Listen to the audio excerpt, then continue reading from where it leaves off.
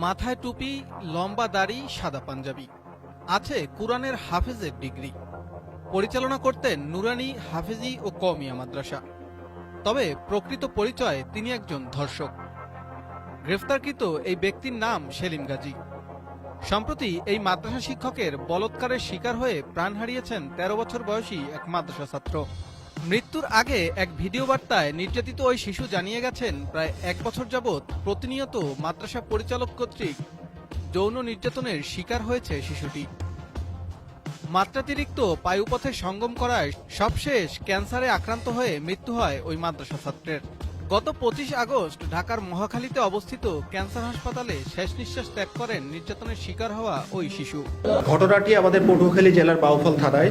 এজাহার অনুযায়ী আমরা জানতে পারি যে বাউফল থানার বড় ডালিমা গ্রামে একটি হাফিজিয়া মাদ্রাসা আছে।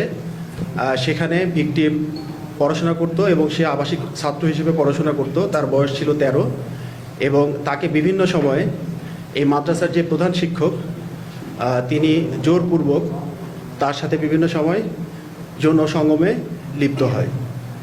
এরই পরিপ্রেক্ষিতে সে একসময় অসুস্থ হয়ে পড়ে এবং তাকে বাউফল স্বাস্থ্য কমপ্লেক্সে প্রেরণ করা হয়। সেখানে তার অবস্থার উন্নতি না হলে তাকে ঢাকায় প্রেরণ করা হয় এবং সর্বশেষে সে ঢাকা ক্যান্সার হাসপাতালে গত ২৫ তারিখে মৃত্যুবরণ করে। আমরা এই আসামিকে শনাক্ত করি এবং তাকে পিরোজপুর থেকে গতকাল রাত ২টার সময় আটক করা হয়। শিশুটির পরিবার সূত্রে জানা যায়, পটুয়াখালীর বড় ডালমিয়া মদিনাতুল উলুম হাফেজিয়া মাদ্রাসার সেকশনে ভর্তি করা হয় শিশুটিকে। গত বছর অক্টোবর থেকে প্রায় ১ বছর শিশুটির সাথে যৌন নির্যাতন করে আসছিল লম্পট এই মাদ্রাসা শিক্ষক। এমনকি এই ঘটনা কাউকে না জানাতে শিশুটিকে নানা রকম ভয়ভীতিও দেখাতেন অভিযুক্ত শিক্ষক সেলিম গাজী।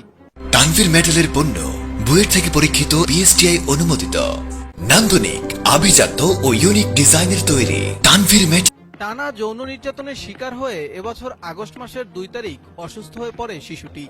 পরে প্রথমে বাউফল উপজেলা স্বাস্থ্য কমপ্লেক্স, পরে ডাক্তারদের পরামর্শে ভর্তি করা হয় ঢাকা মেডিকেল কলেজ হাসপাতালে। এ সময় শিশুটির পরিবার জানতে পারেন বলৎকারের শিকার হয়ে ক্যান্সারে আক্রান্ত হয়েছে তাদের ছোট্ট শিশুটি। সবশেষ ঢাকার মহাখালীতে অবস্থিত ক্যান্সার হাসপাতালে ১২ দিন চিকিৎসাধীন থাকা অবস্থায় প্রাণ হারায় ভুক্তভোগী। আমার ভাইগনার বিচার চাই। আমার ভাইগনা যে মাদ্রাসায় পড়তো, এই মাদ্রাসার শিক্ষক সেলিম হুজুর তারে অমানসিক নির্যাতন চালাইছে, যৌন নির্যাতন। সেই নির্যাতনের কারণে আমার ভাইগনা মারা গেছে। এর বিচার চাই। নাম সেলিম গাজী হুজুর, হে একজন মাদ্রাসার শিক্ষক, আরো ২-৩ জায়গায় ইয়া করছে। আর আমরা এর বিচার চাই।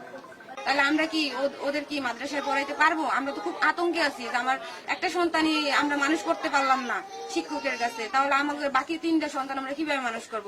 শুধু আমরা না, গ্রামবাসী অন্য মানুষও খুব আতঙ্কে আছে আলরাফির আব্বাসের এই ঘটনার জন্য আর কি।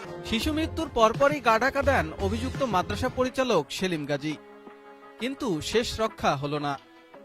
র্যাবের অভিযানে গতকাল রাতে পিরোজপুরের নেসারাবাদ থেকে আটক করা হয় লম্পট শিক্ষক সেলিমকে। আটকের পর আসামিকে পটুয়াখালী থানায় হস্তান্তর করা হবে বলে জানিয়েছে র্যাব ৮-এর অধিনায়ক। সাব্বির খান, BHS TV, বরিশাল।